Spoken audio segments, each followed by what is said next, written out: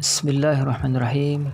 Wahai saudara-saudaraku, sebelum kita mengetengahkan judul demi judul, halaman demi halaman, alangkah baiknya kita saling bahu-membahu, saling tolong-menolong. Mudah-mudahan saudara-saudara sekalian yang ada keinginan untuk bekerja sama dan saling tolong-menolong di dunia ini, nanti Allah Subhanahu wa ta'ala juga akan menolong kita di akhirat sebagaimana janjinya. Wa kana Allahu aliman hakima.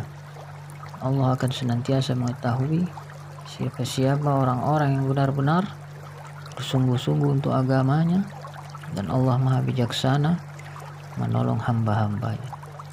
Jadi saudaraku, jangan lupa tekan tombol like, comment, and share, kemudian subscribe, agar supaya rezeki yang Allah limpahkan kepada kita semua berbarokah, dicucur rahmah oleh Allah Subhanahu wa ta'ala.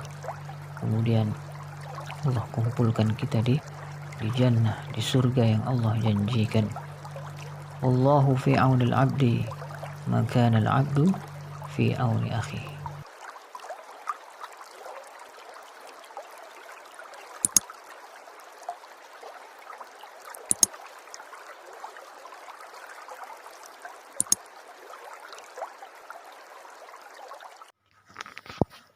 Tayyib. Alhamdulillah Rabbil Alamin. Wa bihi nasta'in ala umuri dunya waddin. Salatu wassalamu ala asyrafil anbiya wal mursalin. Di malam ini kita sambung dengan judul Idza'u Quraisy lis sahabah. Setelah Nabi kita disiksa, diganggu, ya bisa juga diteror dengan macam gangguan, Idza'u Quraisy lis sahabah, maka kali ini judulnya adalah gangguan bangsa Quraisy kepada para sahabat Nabi. Makanya kalau dikatakan sahabat adalah orang dekat, orang yang susah senang bersama. Nah, ini biasanya sahabat. Kalau teman belum tentu bisa bersama susah dan senang.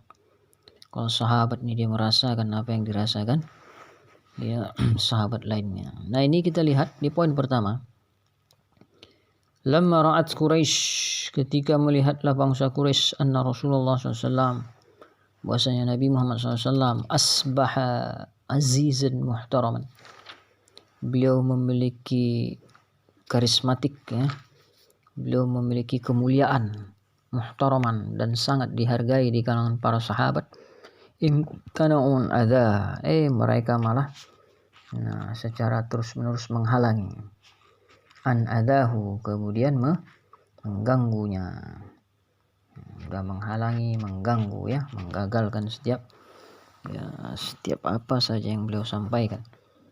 Yang kedua, wa aqbalu ala ashabil idza, ya, begitu juga mereka menerima dari sahabat-sahabatnya dengan idza.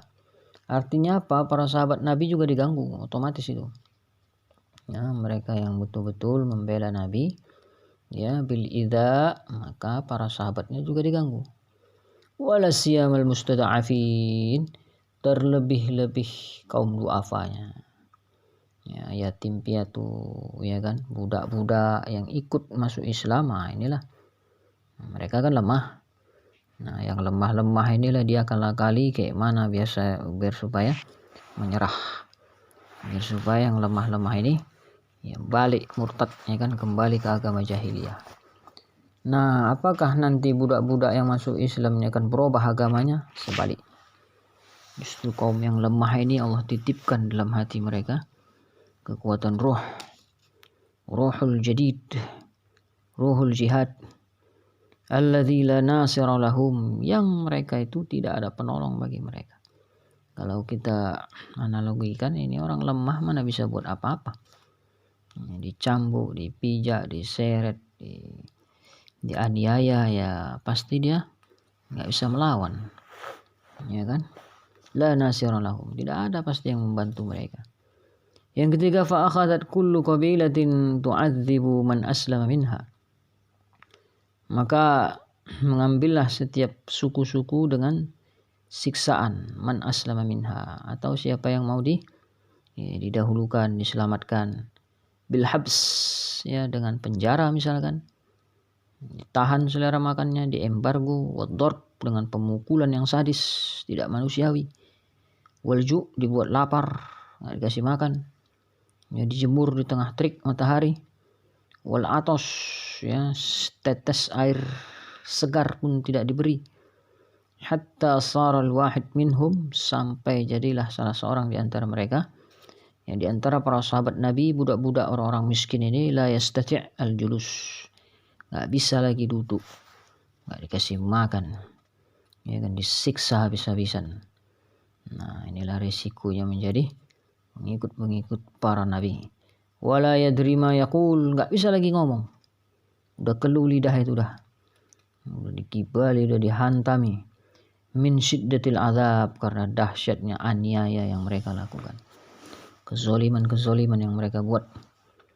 Yang keempat, wa mimman uzibu Bilal. Nah, termasuk yang disiksa itu salah seorang sahabat Nabi bernama Bilal. Ya, Bilal ibnu Rabah. Ini bisa kita saksikan nanti kisahnya, kitab-kitab sirah. Beliau budak, ya, beliau disepelekan, berkulit hitam, tidak bisa melawan, tapi Allah Ta'ala maha adil. Allah tidak bilang, hei kau miskin, hei kau tidak punya apa-apa, berarti kau paling hina. Bukan. Allah mau tunjukkan nanti orang-orang seperti ini yang pangkatnya lebih tinggi di hadapan Allah. Wa Ammar bin Yasir, kemudian juga budak lagi. Setelah Bilal, kemudian Ammar bin Yasir. Ini juga enggak kalah ngeri siksaannya. Ya, wa akhuhu, ya, saudaranya si Ammar. Kemudian abuhu, ayahnya si Ammar. Wa ummuhu, ya, ibundanya si Ammar. Ini kalau kita lihat kayak mana kejamnya Abu Jahal menombak kemaluan mamak sih, ibunda Ammar ini. Kisah yang sangat memilukan dan menyedihkan, cukup tragis, ya. Kisah yang tidak manusiawi ini kita baca, yang menyebabkan hati kita teriris, bangkit, ya, mental patriotik kita untuk membela kaum muslimin yang dizolimi ini. Hati nurani kita terpanggil untuk membela orang-orang yang lemah, yang sengaja dizolimi. Wa Khabbab ibn al-Arat. Nah, itu juga budak yang satu ini, Khabbab ibn al-Arat. Kisah ini bisa kita baca di kitab yang lebih lebar dan luas. Bagaimana penyiksaan orang-orang Quraisy, ya, sambil tertawa-tawa mereka menyiksa, ya, para sahabat-sahabat Nabi ini. Nah, gentarkah mereka? Balikkah mereka ke agama yang lama? Ikut lagi program jahiliyah mereka? Tidak. Ya, justru semakin disiksa, semakin nikmat menurut mereka. Allah SWT bukakan pintu ma'rifah kepada mereka, karena yang menyiksa itu hakikatnya adalah orang-orang zalim, orang-orang yang dengki. Maka Nabi kita Muhammad SAW selalu memberi kabar gembira kepada orang yang dizolimi ini. Walakal jannah, walakal jannah, walakal jannah. Ya, isbir ala Yasir, sabron ala Yasir, walakal jannah. Wahai Yasir dan saudara-saudaranya, sabar kalian, karena kita belum bisa melawan, posisi kita masih sedikit, posisi kita masih minoritas, kita belum bisa, ya, melawan rezim diktatorian yang menyebabkan ya, kaum muslimin banyak banjir darah, ya, meninggal bahkan dengan cara yang tidak wajar. Nah, inilah saudara-saudaraku, ya, sebagai penutup pembahasan kita mengenai iza'u Quraisy sahabah, penyiksaan orang-orang Quraisy, gangguan orang-orang Quraisy kepada sahabat-sahabat Nabi. Dikarenakan apa? Dikarenakan kedengkian mereka, ketidaksukaan mereka terhadap apa saja yang menjadi, ya, perintah Allah dan Rasulnya. Allah alam bisawab. Alhamdulillah. Subhanakallah bihamdika, asyhadu an la ilaha illa anta, astaghfiruka. Assalamualaikum warahmatullahi wabarakatuh.